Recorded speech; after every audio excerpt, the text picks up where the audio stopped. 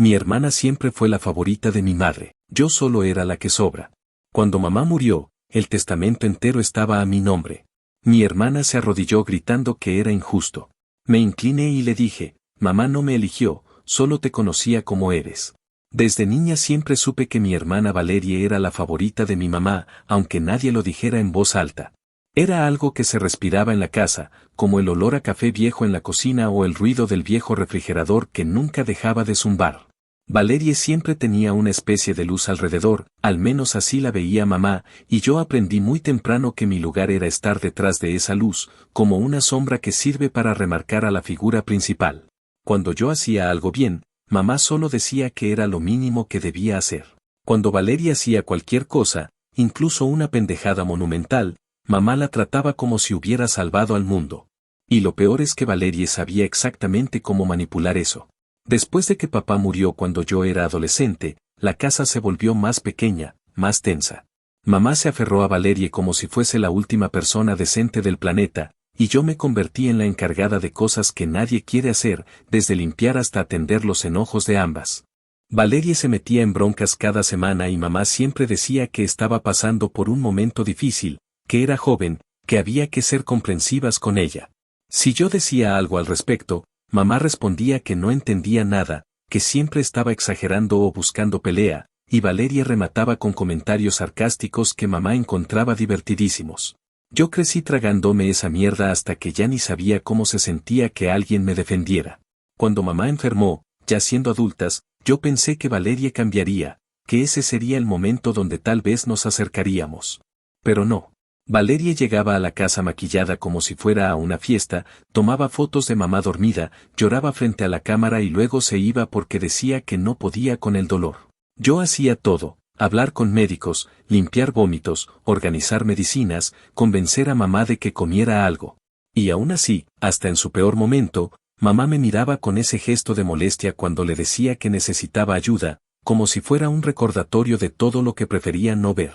Valeria simplemente tomaba una foto llorando y ya con eso recibía decenas de comentarios de apoyo en redes. Yo tenía ojeras del tamaño de un maldito túnel y ni siquiera un gracias. Mamá murió en pleno otoño. No hubo discursos ni reconciliaciones, solo ese silencio incómodo donde pensé, de manera tan egoísta que me dio vergüenza, que por fin podía respirar sin sentir que todo lo que hacía estaba mal. Valeria llegó a la funeraria con un vestido que parecía sacado de un catálogo y lloró tan fuerte que una señora le preguntó si era actriz. Yo solo me quedé sentada, agotada, viendo cómo se apropiaba del espacio, como siempre. Un par de semanas después, el abogado de mamá nos llamó para leer el testamento. Yo iba preparada para que me tocaran unas cuantas monedas simbólicas y tal vez una caja con cosas que nadie quería. Valeria llegó con esa sonrisa de superioridad que siempre me había dado ganas de estamparle un almohadazo en la cara. El abogado abrió la carpeta, empezó a leer, y de repente me di cuenta de que todo, absolutamente todo, estaba a mi nombre. La casa pequeña pero pagada, la cuenta de ahorros que yo ni sabía que existía, las tierras heredadas de mis abuelos que nunca había visitado, todo. Sentí que alguien me había echado agua helada por la espalda. Valeria primero se rió como si fuera un mal chiste, luego se puso roja, luego se arrodilló frente al abogado y empezó a gritar que era un error, que mamá nunca habría hecho eso, que seguramente yo la había manipulado mientras estuvo enferma. El abogado solo dijo que el documento estaba firmado, sellado y validado. Valeria me miró con un odio que nunca le había visto, y eso que ya la conocía bien. Cuando se puso a llorar diciendo que yo le estaba robando la vida, me acerqué porque estaba harta de toda esa actuación ridícula, de todos esos años en los que ella era la víctima perfecta y yo la mala inexplicable. Me incliné y le dije, sin levantar la voz, que mamá no me había elegido a mí, simplemente había dejado de excusarla a ella. Que no era una cuestión de amor ni de justicia, era que mamá la conocía demasiado bien. Mientras Valeria seguía llorando en el piso como si le hubieran quitado un órgano, yo solo me quedé ahí, sintiendo algo que no sabría describir. No era felicidad. No era alivio. Era más bien la sensación de que por primera vez la balanza se había movido un poco hacia mi lado. Y aunque sabía que esa escena no era el final de nada, sino más bien el inicio de una serie de problemas que se ven venir desde lejos, también supe que no pensaba retroceder ni un paso más. Después de toda una vida siendo la que sobraba, Esa herencia era el primer espacio que me pertenecía de verdad, aunque hubiera llegado envuelto en un desastre emocional. Y sí, ese fue el momento en el que todo se empezó a descontrolar. Actualización 1. Pasaron unos cuantos días después de la lectura del testamento, y aunque pensé que Valerie se tomaría un tiempo para procesar lo que había pasado, me quedó claro muy rápido que su forma de procesar las cosas era desatar un infierno personal alrededor de cualquier persona que no reforzara su versión de la realidad. Yo estaba intentando organizar mis pensamientos, limpiando la casa que ahora legalmente era mía, decidiendo qué hacer con cada cosa que mamá había dejado, pero mientras yo intentaba avanzar con cierta calma, Valerie decidió convertir todo en un espectáculo público. El salto de tiempo fue suficiente para que la gente del vecindario empezara a enterarse de la herencia, porque en comunidades pequeñas como la nuestra, los secretos duran menos que un cigarro encendido. Y Valerie aprovechó eso para armar un discurso donde yo aparecía como la villana más retorcida que una familia pudiera tener. No sé exactamente en qué momento empezó a mandar mensajes, pero una mañana me desperté con un teléfono lleno de notificaciones de vecinos, conocidos, e incluso dos personas que apenas recordaba del vecindario donde grew up, preguntándome si era cierto lo que Valerie decía sobre que la había despojado de la herencia que mamá supuestamente le había prometido toda la vida. Varias personas trataron de sonar neutrales, pero otras venían con una agresividad disfrazada de preocupación, como una señora que escribió que esperaba que estuviera orgullosa de haber aprovechado la vulnerabilidad de una mujer moribunda. Era absurdo. Valerie había pintado un cuadro donde yo aparecía como una especie de manipuladora profesional, alguien capaz de aprovecharse de una madre enferma para quedarme con bienes que ni siquiera sabía que existían. Y lo hizo con tanto dramatismo que mucha gente le creyó sin cuestionarlo. Lo peor es que Valerie no solo mandó mensajes privados. Se metió al grupo de Facebook del vecindario, ese grupo donde por lo general la gente habla de cosas triviales, como perros perdidos o ventas de garaje, y publicó un párrafo larguísimo diciendo que su hermana, o sea yo, había traicionado la última voluntad de nuestra madre. Ella escribió que mamá le había prometido la casa desde que eran ambas adolescentes, que era su refugio emocional, y que yo había manipulado la situación para quedarme con todo. Cuando vi esa publicación sentí algo muy parecido a cuando estás a punto de discutir con alguien que no sabe ni quiere saber la verdad, un cansancio mental tan grande que parece que te pesan los huesos. Y aún así, mientras leía los comentarios, sentí algo inesperado. No toda la gente le creía. De hecho, un vecino comentó que era extraño escuchar que Valerie se proclamara como la hija sacrificada cuando todos en la calle sabían que yo había sido quien pasaba días enteros cuidando a mamá, mientras Valerie aparecía solo para tomarse fotos llorando en la sala. Ese comentario fue como una piedra cayendo en un lago, porque de inmediato empezaron a salir respuestas de vecinos que, al parecer, habían guardado sus opiniones por años. Una señora contó que una vez Valerie había estacionado su carro frente a la entrada de su cochera y luego se había hecho la ofendida cuando le pidieron moverlo. Otro vecino dijo que Valerie le debía dinero desde hacía más de un año por un trabajo de jardinería que nunca pagó. Hubo alguien más que compartió que Valerie había gritado a la hija adolescente de otra familia porque no le quiso vender unas galletas de una campaña escolar que ya había terminado. Ver cómo varios vecinos empezaban a juntarse para decir abiertamente lo que siempre habían visto fue extraño, como si la gente hubiera estado esperando a que alguien prendiera una luz para animarse a hablar. Yo no dije nada en esa conversación, porque sabía que cualquier palabra mía sería interpretada como ataque, pero sentí una mezcla de sorpresa y alivio al ver que Valerie no tenía tanto control sobre la narrativa como creía. Cuando Valerie leyó los comentarios, perdió completamente la compostura. Me mandó un mensaje de varias líneas, lleno de insultos, acusaciones y frases incoherentes sobre lo injusto que era que la gente del vecindario no la defendiera. Decía que yo había manipulado a todos, que seguramente había estado hablando mal de ella por años, que era una desgraciada y una ratera. Terminó el mensaje diciendo que si no le devolvía la casa, ella se encargaría de destruir mi reputación. Yo la leí en silencio, sentada en la cocina con una taza de café que ya se había enfriado, y por primera vez sentí un cansancio profundo, no solo por sus palabras, sino por lo predecibles que eran. Era el mismo patrón de siempre, la tragedia se convertía en su herramienta favorita, y cuando la gente dejaba de reaccionar como ella quería, entonces venían las amenazas. Lo que no esperaba era que las cosas se pusieran todavía más intensas. Valerie empezó a contactar a parientes lejanos, tías con las que no hablábamos desde hacía años, primos que solo aparecían en funerales y bodas, y les contó una versión deformada de la historia. Una tía me llamó para preguntarme si de verdad había obligado a mamá a cambiar el testamento mientras estaba sedada, algo tan absurdo que me costó trabajo mantenerme calmada. Le expliqué la verdad, que el testamento había sido firmado mucho antes de que mamá entrara en su peor etapa, y que la decisión no había tenido nada que ver conmigo.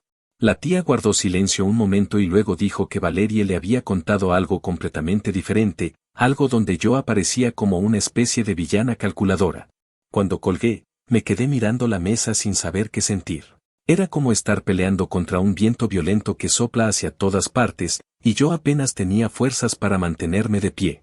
Durante esas semanas, cada día parecía traer un nuevo rumor, un nuevo mensaje hostil, una nueva manipulación salida de la mente desesperada de Valerie. Yo trataba de seguir con mi vida, trabajar, organizar la casa, incluso intentar sentirme en paz con la idea de que todo este drama era parte inevitable del duelo familiar. Pero también sabía que la situación no se iba a detener simplemente ignorándola. Valerie no era de las que se rendían, sobre todo cuando sentía que tenía derecho absoluto a algo. Y aunque no lo dije en voz alta, dentro de mí sabía que esto apenas estaba empezando. Valeria no iba a parar solo porque la gente empezara a verla como realmente era. Ella iba a pelear con uñas, dientes y todos los recursos que pudiera inventarse, aunque fueran absurdos. Yo no sabía entonces cómo iba a manejarlo, pero sabía que la tranquilidad que había empezado a sentir se estaba resquebrajando, como si toda mi vida estuviera entrando en la segunda fase de un huracán que se había formado muchos años atrás. Actualización 2. Pasó un tiempo suficiente para que la situación con Valerie se calmara en apariencia, aunque yo sabía muy bien que su silencio nunca era sinónimo de rendición, sino una pausa estratégica mientras buscaba la manera de voltear todo a su favor. No llevaba mucho intentando reconstruir un ritmo de vida normal cuando recibí una carta certificada dirigida a mi nombre. No venía de algún banco ni de la compañía de seguros, sino de un despacho legal del que jamás había escuchado. En el sobre se especificaba que se trataba de una notificación formal sobre un procedimiento iniciado por Valerie. Yo me quedé mirando el sobre por varios minutos antes de abrirlo, porque había algo en la textura del papel y el tono solemne del remitente que ya me daba una mala espina. Cuando por fin lo abrí, descubrí que Valerie había decidido demandarme alegando manipulación, coacción y fraude en la elaboración del testamento de mamá. El documento explicaba que Valerie aseguraba haberse enterado de que yo había influenciado de manera indebida a mamá para modificar su testamento durante su enfermedad, que supuestamente la había aislado, que la había mantenido sedada y que había aprovechado su vulnerabilidad para obtener beneficios económicos injustificados. Era una fantasía completa, una historia casi cinematográfica en la que yo aparecía como una especie de antagonista que había esperado toda su vida para traicionar a su propia familia. Al principio me reí de lo ridículo que sonaba, pero la risa me duró poco cuando llegué al final del documento, donde se indicaba que yo debía presentarme en una audiencia preliminar en una fecha que estaba tan cerca que apenas y me daba margen para prepararme emocionalmente.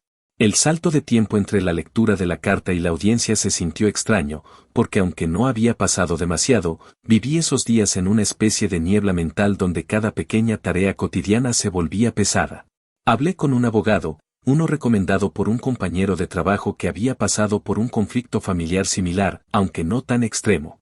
Él me explicó que ese tipo de demandas eran comunes en disputas de herencias, pero que la mayoría se desechaban porque no había base real que las sostuviera. Aún así, me dijo que me preparara, porque Valerie era conocida por su dramatismo y seguramente intentaría convertir la audiencia en un teatro completo. Yo sabía perfectamente que eso era verdad. Valerie había construido su identidad alrededor de un papel que solo funcionaba si alguien la veía, si tenía un público al que contarle que era la víctima de una injusticia devastadora. Pensé en cada una de las veces que armó escándalos en la calle, en los trabajos, en las cenas familiares, y no pude evitar imaginar cómo se vería frente a un juez. Cuando llegó el día de la audiencia, me presenté con mi abogado en una sala pequeña del juzgado local. Valerie entró unos minutos después, caminando como si estuviera protagonizando una serie dramática. Llevaba un pañuelo en la mano y una expresión que mezclaba indignación y fragilidad, una combinación que ella sabía utilizar como arma desde que era niña. Su abogado, un hombre con un traje que parecía más caro que la calidad de su trabajo, se acomodó a su lado con una expresión que yo solo podía describir como una mezcla de cansancio y oportunismo. como alguien que sabe que está vendiendo humo pero que igual quiere cobrar por ello. Cuando el juez entró, la sala se llenó de ese silencio tenso que solo aparece cuando la mentira está a punto de ser arrastrada hacia la luz. Valerie comenzó a hablar incluso antes de que el juez le diera la palabra, diciendo que lamentaba tener que estar ahí pero que no podía permitir que la voluntad de su madre fuera tergiversada por personas con malas intenciones. Dijo que yo siempre había tenido un resentimiento profundo hacia ella, que mamá siempre había tenido que mediar entre nosotras, y que durante la enfermedad yo había tomado control total de la casa para manipular a mamá. Era impresionante cómo podía decir todas esas cosas sin que se le quebrara la voz, sin que se sonrojara por la vergüenza. Mi abogado le pidió al juez permiso para presentar el testamento original, firmado, fechado y elaborado cuando mamá todavía tenía control pleno de sus facultades. También presentó documentos médicos que mostraban que la etapa terminal de la enfermedad de mamá había comenzado mucho después de que el testamento fuera redactado y validado. Era evidencia contundente, no solo lógica, sino también cronológica. El abogado de Valerie intentó argumentar que aún con documentos, la intención de mamá podía haber sido diferente, que quizás ella no había tenido tiempo de modificar el testamento antes de enfermarse, que tal vez había querido dejar la casa a Valerie pero no lo había logrado. El juez lo escuchó en silencio durante unos segundos que parecieron eternos, y luego dijo algo que jamás olvidaré, afirmó que el tribunal no podía basarse en suposiciones o conjeturas, que la ley no funcionaba con lo que una persona hubiera deseado en teoría sino con lo que había dejado por escrito. El juez señaló que la demanda carecía de sustancia, que no presentaba pruebas claras de manipulación ni de fraude, y que Valerie tampoco había aportado testigos que respaldaran su versión de que yo había aislado a mamá o influido en sus decisiones. Se notaba que el juez estaba molesto por el desperdicio de tiempo y recursos, y cuando finalmente decidió desestimar la demanda, su tono dejaba claro que consideraba todo aquello como un berrinche llevado al extremo. Pero lo que realmente cambió el ambiente en la sala fue algo que yo misma había entregado a mi abogado, los mensajes que Valerie me había enviado durante las semanas anteriores. Amenazas, insultos, intentos de manipularme para que le entregara la casa, todo escrito por ella en ataques impulsivos que nunca pensó que pudieran terminar frente a un juez. Mi abogado presentó una selección de esos mensajes para mostrar el patrón de comportamiento hostil, y el juez los leyó con una expresión entre incredulidad y molestia. Cuando terminó de revisarlos, pidió explicaciones al abogado de Valerie, quien no supo qué decir, porque era imposible justificar ese nivel de agresividad y contradicción emocional. El juez decidió imponerle una multa a Valerie por abuso del sistema judicial, explicando que su demanda no solo era infundada, sino también una manera de utilizar los recursos legales como un arma de acoso familiar. Valerie se quedó paralizada, como si no pudiera creer que alguien hubiera osado señalarla como responsable de algo. Yo la miré de reojo y vi cómo su expresión cambió de indignación a miedo, de miedo a rabia, y de rabia a una especie de desconcierto que no le había visto nunca. Ella siempre había jugado el papel de víctima, siempre había logrado que la gente la defendiera, siempre había logrado que mamá la justificara. Y por primera vez alguien con autoridad la estaba obligando a enfrentar las consecuencias de su comportamiento. Cuando salimos de la sala, Valerie se quedó esperando en el pasillo. Yo intenté caminar hacia la salida sin mirar atrás, pero ella me llamó y dijo, en un tono entre suplicante y venenoso, que yo estaba destruyendo su vida. Dijo que mamá no habría querido verme convertida en la persona fría que yo era ahora, que seguramente mamá se avergonzaría de mí. Yo la escuché con una calma que no sabía que tenía y solo respondí que si había algo que mamá lamentaba, era haber dejado que alguien se saliera con la suya durante tanto tiempo sin enfrentar ninguna consecuencia. No añadí nada más. Actualización 3. Había pasado el tiempo suficiente para que la demanda fallida dejara una especie de cicatriz emocional en toda la familia, aunque la única persona que se negaba a aceptar la derrota era Valerie. Después de aquella audiencia, yo pensé ingenuamente que por fin había llegado a un punto donde ella tendría que detenerse, aunque fuera por agotamiento, por vergüenza o simplemente porque el juez la había puesto en evidencia frente a todos. Pero con Valerie nunca había existido un límite verdadero. Su manera de procesar cualquier contratiempo siempre había sido ir más allá de lo razonable, como si la idea de detenerse representara admitir que no tenía el control absoluto, algo que jamás había tolerado. El salto de tiempo entre la audiencia y lo que ocurrió después se sintió como una calma tensa, la clase de silencio que no es paz, sino una pausa incómoda donde sabes que algo está moviéndose por debajo de la superficie aunque no puedas escucharlo. En esos días intenté llenar la casa con actividades que me mantuvieran ocupada, tareas pendientes, reparaciones menores, incluso revisé cajas viejas para decidir qué conservar y qué donar. Porque quería convertir ese lugar en un espacio que realmente sintiera como mío. Pero al mismo tiempo, no podía ignorar la sensación persistente de que Valerie seguía orbitando alrededor de mi vida, buscando un ángulo nuevo desde donde atacarme.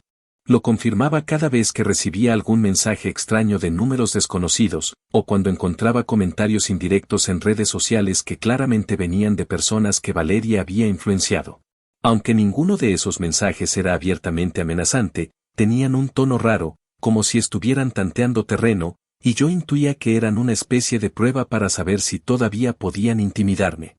Por primera vez entendí que el conflicto con Valerie ya no era solo un asunto de herencia, sino un ciclo tóxico que había nacido décadas atrás y que ella no estaba dispuesta a soltar. Un día, después de volver del trabajo, entré a la casa con la mente en automático, pensando más en los pendientes del día siguiente que en cualquier otra cosa. Cerré la puerta con llave como siempre y dejé las llaves en la mesita de la entrada. Al avanzar hacia la sala sentí algo extraño, un desorden sutil que al principio no pude identificar porque mi mente estaba ocupada en otras cosas. Fue al llegar al comedor cuando la sensación se transformó en certeza. Había cajones abiertos, papeles regados en el piso, libros tirados de manera brusca, como si alguien hubiera buscado algo con prisa o con rabia. No era un robo, porque nada valioso faltaba a simple vista. No había televisores arrancados de la pared, ni aparatos electrónicos desaparecidos, ni indicios de que hubiera sido un desconocido interesado en objetos de valor. Era un desastre selectivo, emocional, como si la persona responsable hubiera querido dejar una marca personal, un mensaje silencioso que solo yo pudiera interpretar. La primera imagen que me vino a la mente fue Valerie. No porque tuviera una prueba inmediata, sino porque todo el escenario parecía salido directamente de su patrón de comportamiento.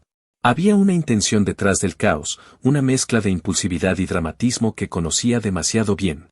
Antes de llamar a la policía, revisé el resto de la casa y confirmé que algunas cajas habían sido abiertas, que documentos que yo guardaba en un archivador estaban desordenados, y que incluso una foto mía de la universidad estaba tirada en el piso con el marco roto. Esa foto en particular siempre había molestado a Valerie, no por la imagen en sí, sino porque en esa etapa de mi vida yo había empezado a independizarme emocionalmente de mamá, algo que Valerie interpretaba como una traición. Era imposible que alguien desconocido hubiera elegido precisamente ese objeto para tirarlo al piso. Cuando terminé de revisar todo, llamé a la policía. Expliqué lo que había pasado, describí el estado de la casa y les dije, con la voz más firme que pude, que sospechaba que la persona responsable era Valerie. Ellos tomaron nota, hicieron preguntas básicas sobre accesos, llaves, horarios y vecinos. Uno de los oficiales me sugirió revisar las cámaras del timbre, porque aunque Valerie había tenido una copia de la llave hace muchos años, no había forma de que pudiera entrar sin que quedara algún registro. No había pensado en eso, porque yo misma solía olvidar que había instalado la cámara apenas unos meses antes de que mamá muriera. Cuando revisé las grabaciones junto con los oficiales, ahí estaba, Valerie entrando a la casa con una sudadera y una gorra, como si eso fuera suficiente para ocultar su identidad. Su postura, su manera de caminar, incluso la forma exagerada en que cerró la puerta detrás de ella la delataban por completo. Era casi grotesco ver lo poco que había cambiado, la manera infantil y destructiva en la que seguía reaccionando cuando algo no le salía como esperaba. Los policías me dijeron que con esa grabación y el estado de la casa podían proceder. Me explicaron que no se trataba de un robo como tal, sino de un allanamiento, y que dado que yo tenía evidencia clara, podía presentar cargos. Admito que en ese momento dudé. No porque quisiera protegerla, sino porque sabía que una acción legal contra ella sería como encender un fósforo en un cuarto lleno de gasolina. Valerie no se detenía fácilmente, y una parte de mí temía que esto la empujara a hacer algo todavía más grave. Pero también entendía que si dejaba pasar esto, si una vez más ignoraba el problema esperando que se calmara, seguiría dándole permiso para cruzar cada frontera emocional y física que pudiera imaginar. Recordé las palabras del juez, las amenazas escritas, los años de manipulación, y finalmente confirmé que sí quería proceder. Valerie fue arrestada esa misma semana. Los cargos no eran graves, pero sí suficientes para obligarla a enfrentar una consecuencia real por primera vez en su vida adulta. Cuando lo supe, me quedé sentada en la mesa de la cocina sintiendo una mezcla de alivio y tristeza, una sensación rara que no pude clasificar fácilmente. No era compasión, tampoco satisfacción. Era más bien la certeza de que algo dentro de la dinámica familiar que yo había conocido toda mi vida se había roto para siempre. La policía me dijo que Valeria había reaccionado con gritos, diciendo que yo estaba haciéndole la vida imposible, que yo estaba obsesionada con destruirla y que mamá habría estado de su lado. Supongo que ni siquiera en ese momento fue capaz de admitir que había entrado sin permiso, que había causado daños, que había cruzado una línea que cualquier persona con sentido común sabría respetar. Esa misma noche, recibí una llamada desde un número desconocido. Contesté porque pensé que tal vez era la policía dando seguimiento al caso, pero al escuchar la respiración entrecortada supe de inmediato que era Valerie. Me dijo, con un tono que combinaba rabia y desesperación, que yo iba a pagar por lo que había hecho, que no tenía idea de lo que era capaz de provocar cuando alguien la traicionaba, que la vida no me iba a dejar tranquila después de lo que le había hecho pasar. Antes de que pudiera decir algo, colgó. Me quedé con el teléfono en la mano y una sensación de vacío que no esperaba. No miedo, sino un agotamiento profundo. Era como ver una historia repetirse una y otra vez, solo que cada repetición era más violenta y más absurda. Actualización 4. El tiempo que pasó después del arresto de Valerie fue extraño, no porque las cosas hubieran mejorado realmente, sino porque por primera vez en mucho tiempo sentí que tenía permiso para respirar sin una amenaza inmediata colgando sobre mi cabeza. El salto temporal entre aquel episodio y lo que vino después se sintió casi irreal, como si estuviera viviendo en una casa donde todavía quedaban los ecos de algo que había estallado pero las ventanas finalmente estaban abiertas. Aún así, la tranquilidad no era plena. Yo sabía que Valerie no era del tipo que aceptaba una derrota sin convertirla en un combustible emocional para sus próximos estallidos. Sin embargo, durante un tiempo prudente, su presencia desapareció por completo de mi entorno. No mensajes, no llamadas, no rumores nuevos. Nada. Y aunque parte de mí agradecía ese silencio, otra parte entendía muy bien que ese tipo de calma en la vida de Valerie era simplemente una etapa de acumulación, como cuando alguien retrocede unos pasos no para retirarse, sino para tomar impulso. Durante ese periodo decidí tomar una decisión que llevaba años posponiendo sin admitirlo, buscar ayuda profesional. No porque tuviera algún desequilibrio emocional severo, sino porque había llegado a un punto donde comprendía que mi vida entera había sido moldeada por dinámicas familiares que me habían dejado cicatrices invisibles. No sabía cómo empezar a sanar sin quedarme paralizada por la culpa o por el cansancio. Cuando busqué una terapeuta, le expliqué desde el principio que mi historia con Valerie no era un asunto reciente, sino algo que había empezado desde mi infancia. Un patrón donde yo me acostumbré a ser la parte silenciosa de un equilibrio injusto. Ella escuchó sin interrumpir, como si estuviera dejando que al fin hablara en voz alta todo aquello que siempre había vivido en mi cabeza. Me sorprendió darme cuenta de que llevaba años contándome una versión mutilada de mi propia historia, una donde yo tenía que ser comprensiva, paciente y fuerte sin cuestionar por qué nadie más tenía que hacerlo conmigo. Las primeras sesiones fueron difíciles porque cada recuerdo que yo sacaba a flote se sentía como remover un piso podrido que yo misma había tratado de pisar suavemente durante décadas. La terapeuta me ayudó a entender que no era normal vivir en un ambiente donde tu valor está constantemente condicionado por el comportamiento de alguien más. Ni tampoco era normal cargar con la responsabilidad emocional de una familia disfuncional como si fuera una obligación natural. Yo había crecido creyendo que aguantar era lo mismo que ser fuerte, pero estaba empezando a comprender que aguantar también era una forma de rendirse ante dinámicas que nunca habían sido justas. Mientras yo lidiaba con eso, Valerie estaba viviendo las consecuencias de sus actos de una manera que jamás había experimentado. Su círculo social, ese que había cultivado durante años con una mezcla de manipulación y dramatismo, empezó a fracturarse. Algunas personas se alejaron discretamente después de enterarse del arresto y de los detalles que habían salido a la luz en la audiencia anterior. Otras simplemente se hartaron de cargar con sus constantes crisis emocionales fabricadas. Su reputación, esa que ella cuidaba obsesivamente, dejó de ser algo que pudiera controlar con lágrimas o escenas exageradas. No volví a recibir amenazas directas ni mensajes hostiles, quizá porque parte de las restricciones legales la obligaban a mantener distancia, o quizá porque su propia vida había empezado a desmoronarse sin necesidad de que yo hiciera algo. Supe por una tía que Valeria había empezado a faltar al trabajo con tanta frecuencia que la empresa donde estaba empleada decidió dejarla ir. No la despidieron de inmediato, pero le dijeron que necesitaba estabilizarse si quería conservar su puesto. Valeria interpretó eso como una ofensa personal, alegando que nadie entendía por lo que estaba pasando y que el mundo estaba en su contra. Al final, la despidieron después de varios llamados de atención. Su novio también decidió apartarse de ella, cansado de lidiar con sus explosiones emocionales, sus acusaciones constantes y su incapacidad de asumir responsabilidad por sus acciones. Fue una separación tensa, según me contaron, porque Valeria insistía en que yo era la raíz de todos sus problemas y que todo estaría bien si yo simplemente devolviera la casa y me alejara de sus asuntos. La ironía era que yo llevaba meses sin tener contacto con ella, justamente porque sabía que cualquier acercamiento sería interpretado como un ataque. Con el tiempo supe que estaba viviendo temporalmente con una tía que nunca había tenido paciencia para los dramas de nadie, mucho menos para los intensos. Esa tía había sido una de las pocas personas que siempre vio a Valeria con escepticismo, y según escuché, los choques entre ambas eran frecuentes. Valeria intentó varias veces convencerla de que la apoyara en su versión de los hechos, pero la tía tenía demasiada información, demasiados recuerdos y demasiada claridad sobre quién era quién en la familia como para caer en el papel de cómplice. No sé cuánto tiempo Valeria permaneció en su casa, pero supe que en poco tiempo la convivencia se volvió insoportable. Mientras todo eso sucedía, yo seguía asistiendo a terapia y trabajando en reconstruir una identidad propia que no estuviera atada a sobrevivir emocionalmente a Valeria o a mamá. Era extraño sentir que tenía la capacidad de tomar decisiones sin ese temor infantil de ser castigada por hacerlo. Empecé a reorganizar la casa poco a poco, no como un acto simbólico de renacimiento, sino como un paso práctico para dejar de vivir rodeada de objetos que pertenecían a una vida que ya no tenía razón de seguir ocupando espacio.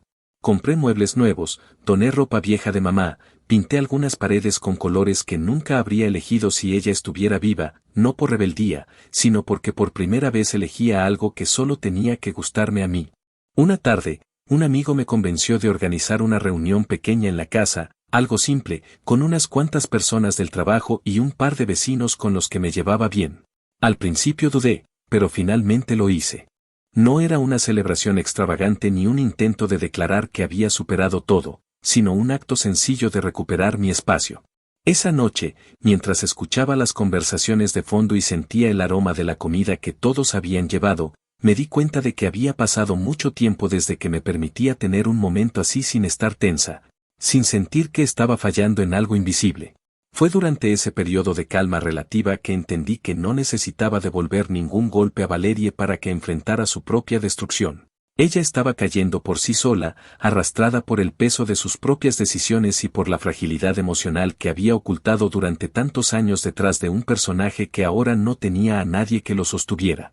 Yo no disfrutaba verla así, pero tampoco era mi responsabilidad salvarla. Había cargado con suficiente culpa durante toda mi vida y había llegado el momento en que tenía que soltarla, aunque fuera un proceso lento y doloroso. Empecé a notar que mi respiración era distinta, que ya no despertaba preguntándome qué nuevo problema habría provocado Valeria, ni revisaba compulsivamente el teléfono para anticipar algún mensaje hiriente. Por primera vez en mucho tiempo, mi mente tenía espacio para otras cosas, y aunque había días buenos y días malos, no me sentía atrapada en una tormenta emocional perpetua. Actualización final. El tiempo avanzó lo suficiente para que todo lo ocurrido con Valeria empezara a sentirse como una sombra lejana, aunque todavía alcanzaba ciertos rincones de mi vida cuando no lo esperaba. Yo seguía asistiendo a terapia, trabajando, construyendo un ritmo propio que por primera vez en mi vida no giraba alrededor de lo que otra persona hacía o dejaba de hacer. La casa se había convertido en un espacio distinto, no porque la hubiera transformado por completo, sino porque ya no existía esa tensión invisible que siempre había sentido cuando vivía con mamá. Sin Valeria rondando mis decisiones y sin la necesidad de justificar cada paso que daba, comencé a habitar el lugar con una soltura que me resultaba extraña al inicio. Ese salto temporal entre el caos que había definido gran parte de mi vida y esta etapa más estable me permitió ver con claridad que había estados emocionales que nunca había experimentado. Como el simple hecho de sentirme segura en un espacio donde antes siempre estaba alerta. Un día, mientras limpiaba una repisa donde guardaba algunos documentos personales, encontré varios sobres sin abrir que tenían meses ahí. Eran notificaciones menores, ofertas publicitarias y otras cosas sin importancia, pero uno de los sobres llamó mi atención porque no tenía logo de empresa ni remitente conocido. En un principio pensé que tal vez era alguna notificación administrativa atrasada o algo relacionado con la casa, así que lo abrí sin pensarlo demasiado. Dentro había una carta manuscrita, escrita con una letra que reconocí al instante aunque hacía bastante tiempo que no la veía. Era de Valerie. Sentí un impulso inmediato de cerrar el sobre y tirarlo a la basura, no porque esperara algo agresivo, sino porque no sabía si tenía energía para enfrentar cualquier versión de lo que ella quisiera decirme. Aún así, la dejé sobre la mesa y tardé varios minutos en decidirme a leerla. La carta no era larga, pero tampoco era una nota apresurada.